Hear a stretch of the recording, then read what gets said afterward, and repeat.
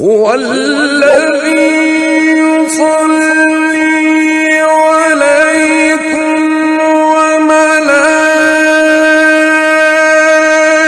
وملائكته ليخرجكم من الظلمات إلى النور وكان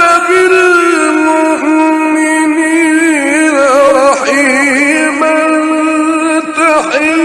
تحيتهم يوم يلقونه سلام وأعد لهم أجرا